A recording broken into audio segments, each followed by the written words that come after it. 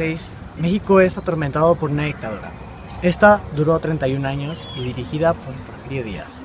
En 1908, el periodista estadounidense James Krillman entrevista a Porfirio Díaz, donde entre una de sus preguntas se encuentra si éste estaría dispuesto a abandonar el poder en México. Porfirio Díaz responde que sí. Esto genera emoción entre la gente de clase baja y alta. Entre ellos se encuentra Francisco I. Madero, que es apresado y escapa a San Antonio, Texas, donde crea el Plan de San Luis, donde desconoce a Porfirio Díaz como presidente de la nación y pide a esta levantarse en armas en contra de él. Y así fue en 1910, el 20 de noviembre. Tiempo después, en 1911, se generan elecciones donde Francisco I. Madero gana, pero el pueblo se queda inconforme. Y así, en 1913, es traicionado por Victoriano Huerta en el Palacio de Lecumberri. Y finalmente, en 1917, se crea la Constitución Política de los Estados Unidos Mexicanos, dando así paso a una nueva manera de gobierno. La declaración de Porfirio Díaz al periodista estadounidense James Krillman en 1908, en el sentido de que México estaba maduro para la democracia, tuvo gran tendencia, pues fue interpretada como una apertura de sus regímenes para la formación de partidos de opción. En 1909, Francisco I. Madero fundó el Club Central Antireeleccionista bajo el tema efectividad de sufragio y no reelección. En 1909, Francisco I. Madero crea el Club Antireeleccionista, el cual trabaja bajo el mandato de sufragio efectivo y no reelección. Este partido apoya mucho la candidatura de Madero. Porfirio Díaz, al darse cuenta de esto, decide cancelar el producto para después encarcelar a Madero en San Luis Potosí. En 1910 se llevan a cabo las elecciones y sin ningún contrincante, Porfirio Díaz de nuevo queda presidente. Después de esto, Madero logra escapar de la cárcel. Escapa a San Antonio, Texas, donde empieza a escribir el Plan de San Luis, en el cual desconoce a Díaz como presidente, para después pedir al pueblo mexicano que se levante en armas. Esto se lleva a cabo el día de nuestra Revolución Mexicana, el 20 de noviembre de 1910. Bueno, a continuación de los que les acaban de decir mis amigos, les voy a explicar lo que hizo Porfirio Díaz y Madero.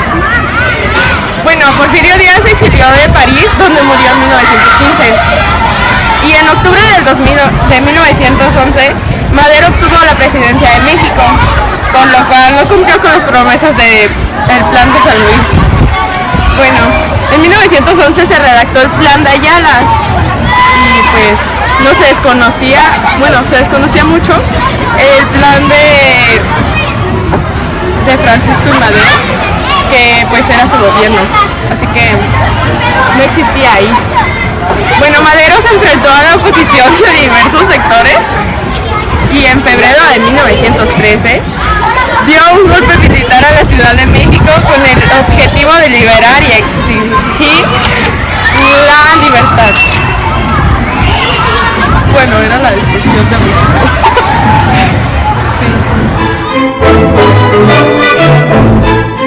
Del 9 al 18 de febrero de 1913 ocurrió en nuestro país un suceso denominado la Decena Trágica, que no es otra cosa que el golpe militar que fue liderado por Victoriano Huerta para derrocar al entonces presidente Francisco I. Madero. Fue una de las traiciones políticas más impresionantes de la historia de nuestro país. Madero tomó la presidencia en 1911, decidió conservar algunas de las políticas del gobierno de Porfirio Díaz, a fin de mantener estabilidad política y económica. Esto hizo ganarse varios enemigos, quienes consideraban que no tenía empate con las clases marginadas del país. Entonces iniciaron su sublevación. Los generales Manuel Mondragón y Gregorio Ruiz se levantaron en armas en la madrugada del 9 de febrero de 1913 al frente de un grupo de cadetes de la escuela militar. Siguieron días de enfrentamientos y a esto se sumaban las solicitudes de renuncia de Madero y del vicepresidente José María Pino Suárez. Victoriano Huerta fue nombrado como jefe del Ejército Federal y el 17 de febrero Gustavo Madero, hermano del presidente, descubrió que Huerta había pactado un secreto con los opositores y lo delató. Obviamente Huerta negó todo y el presidente le creyó. Ese fue su más grande error. Victoriano Huerta, consumó la traición al firmar el pacto de la embajada, un documento que descubría a Madero, por lo que fue apresado y obligado a firmar su renuncia.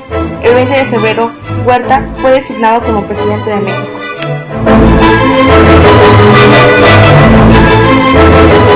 Presos en el Palacio Nacional, Madero y Pino Suárez aún tenían esperanzas de salir librados de esta situación.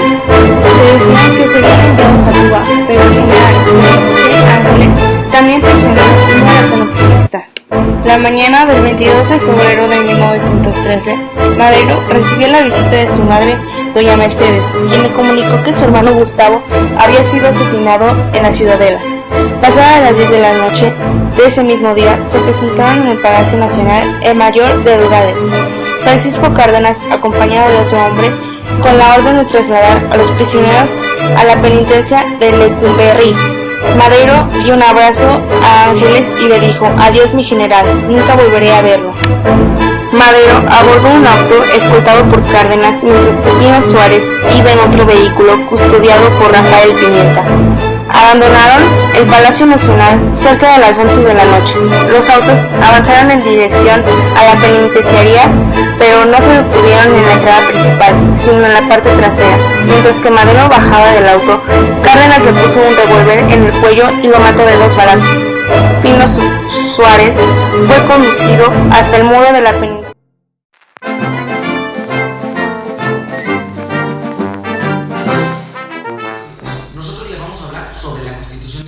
Que es el tema 2 de nuestro video. Todo comenzó con el asesinato de Francisco Madero por órdenes de Victoriano Huerta en la Ciudad de México y terminó con el exilio de Huerta. A continuación, mis compañeros les van a hablar más profundamente acerca de... El asesinato de Francisco Madero y José María Pino Suárez sucedió el 22 de febrero de 1913, como ya se les había dicho al principio de este tema.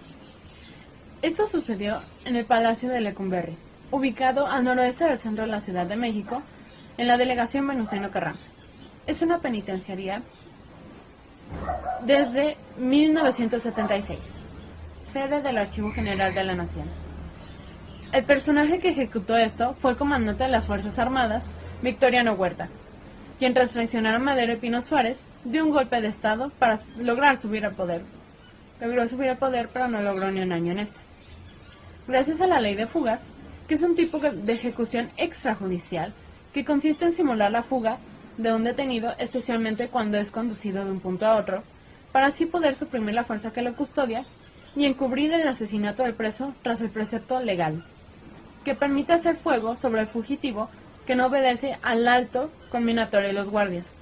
En otras palabras, se pudo justificar oficialmente la muerte de Madero y Pino Suárez. Ante la amenaza del castigo, salieron del país intelectuales, políticos, hacendados, religiosos y militares. La mayor parte de ellos se fue a Estados Unidos y a Cuba. La salida de los altos mandos del ejército se debió a que la mayoría de ellos eran porfiristas o huertistas. Es importante mencionar que varios de ellos salieron del país, puesto a que Huerta los había mandado a hacer unos encargos a Europa. Respecto a los militares, Ramírez Arrancaño advirtió que a los altos mandos que abandonaran el país después de que se desintegrara el ejército federal en 1914. En lo que respecta a intentar retomar el poder de la manera armada, con la falta de jefes, recurrieron a Victoriano Huerta, a lo que el expresidente aceptó la propuesta, por lo cual iniciaron los preparativos para una incursión armada a los estados norteños, a lo cual los Estados Unidos, al darse cuenta, los pararon en el paso a Texas. Estos intentaban ahí establecer una base operativa, pero como he dicho, los Estados Unidos lo pararon. Ese, curiosamente, también había sido el lugar acordado para los contrarrevolucionarios. Y aunque Pascual Orozco logró escapar, no le sirvió de mucho, ya que unos días después lo mataron. Y con el encallamiento de Huerta y la muerte de Pascual Orozco, no quedaban muchas esperanzas para la vía armada. También cabe mencionar que fueron eliminadas otras acciones contrarrevolucionarias en los estados del sur. El gobierno guatemalteco, encabezado por Estrada, tenía la intención de formar un frente contrarrevolucionario al este contactarse con los civiles y con algunos militares mexicanos. Estrada pensaba que si sus planes daban frutos, iba a poder reclamarles a los rebeldes un pedazo de Chiapas como recompensa por el triunfo. Pero Estrada tuvo que abstenerse de esto, puesto que si lo hacía, iba a darle motivos a México para meterle represalias a él por haber intervenido en la política de un país externo. Los planes de Estrada se concretaron en la invasión que se llevó a cabo por Ricardo Carracosa al estado de Chiapas. Pero esto no salió tan bien, ya que los hombres de Carracosa no soportaron el mal clima y la mala paga. Por otra parte, Ramírez Rancaño mostraba la forma de vida de los mexicanos que vivían en el exilio. Ellos no tenían una vida nada fácil, puesto que les costaba mucho encontrar un buen empleo. La conclusión es: las normas constitucionales crean y conforman el sistema jurídico y determinan el significado de las demás normas, pero también tienen la capacidad de regular y modificar actos o situaciones jurídicas que ocurrieron previamente a la entrada en vigor de la norma fundamental. Los derechos fundamentales corresponden al ciudadano desde el momento en que son otorgados y la Constitución entra en vigor. En virtud de la similitud entre las dos constituciones mexicanas, la de 1857 y la de 1917, se puede hacer una distinción entre los derechos que ya existían y eran protegidos por el sistema jurídico y las nuevas garantías incluidas en 1917. Respecto a de las primeras, no puede considerarse que existe problema alguno, ya que no puede hablarse de retroactividad o de lesión de derechos tratándose de los mismos supuestos. Es distinto en relación con las normas que fueron adicionadas y que prevén nuevos derechos. En principio, este no tenía efectos retroactivos. Son derechos reclamables a partir de su otorgamiento. En otras palabras, no se considera que las nuevas normas constitucionales tengan eficacia sobre hechos ocurridos durante lo que la Suprema Corte llamó el periodo preconstitucional.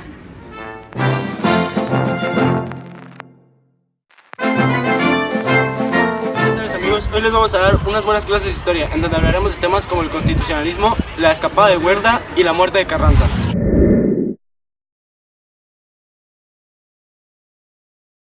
En las elecciones presidenciales del 23 de abril de 1920 se promulgó el Plan de Agua Prieta, por el cual el presidente Adolfo de la Huerta desconoció el gobierno de nuestro presidente en aquel entonces, Carranza.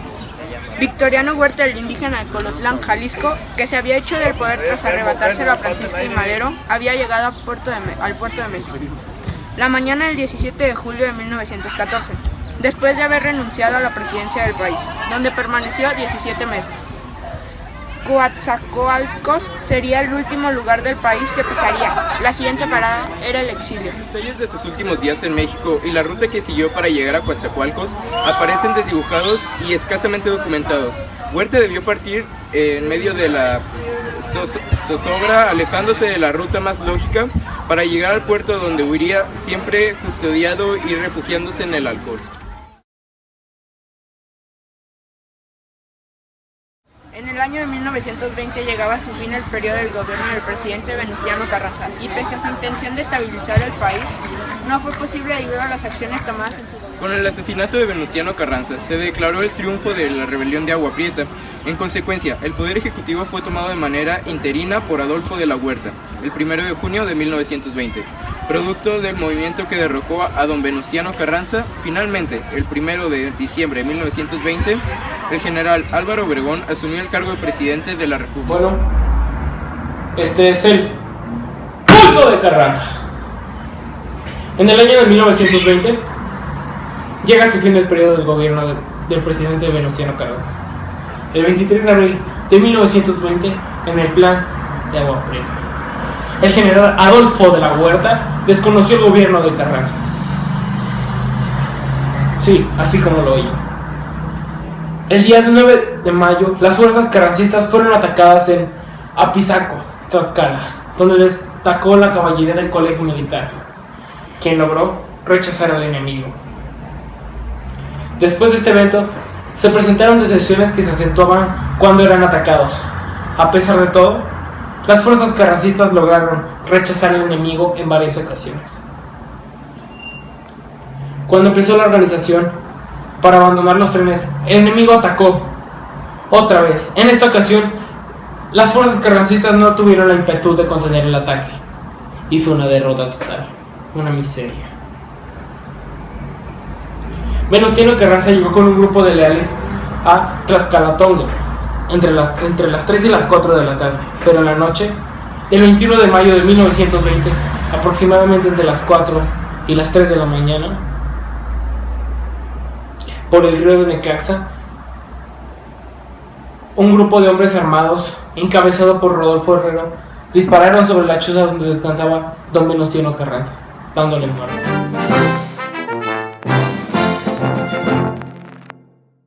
Fue obligado a firmar su renuncia y lo mantuvieron preso junto al vicepresidente Pino Suárez, al que casi nadie conoce.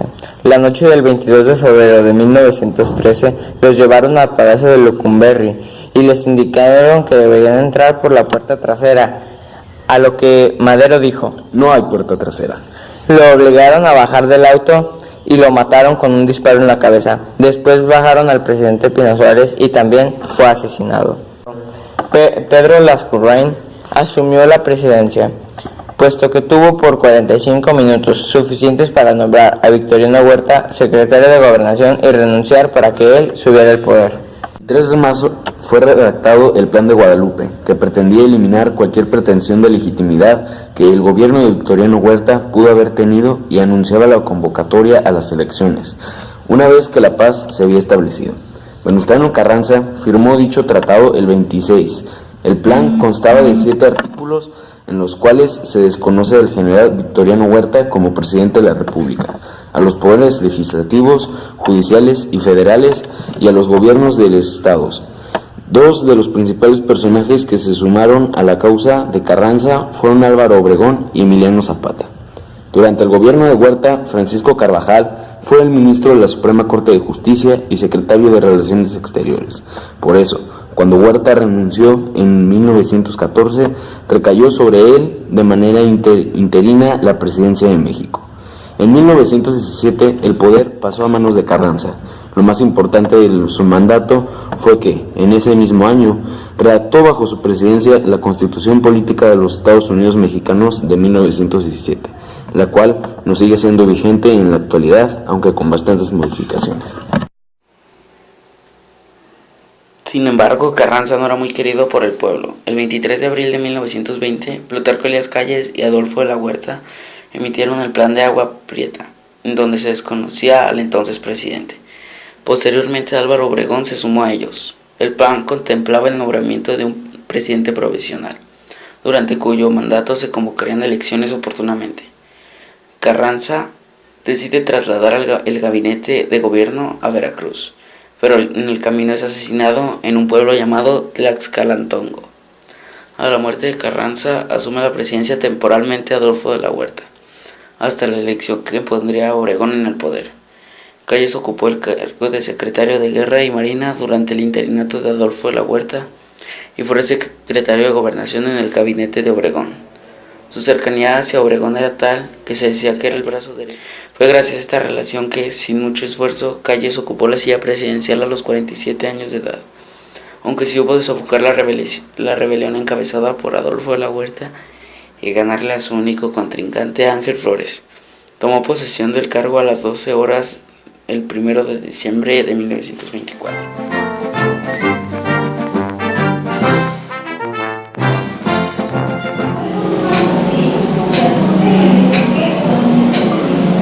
En 1920, al término de la revolución, el vencedor Álvaro Obregón tomó el cargo. Obregón, teniendo el poder, terminó su mandato en 1924 dejando como sucesor a Plutarco Elías Calles. Calles fue un militar no tan exitoso. El gobierno de él hizo carreteras, fundó el Banco de México, hizo una organización sindical, que por supuesto era corrupta. Implementó una política antirreligiosa, cerró templos y expulsó curas. El pueblo no estaba tan de acuerdo, así que se levantó en armas.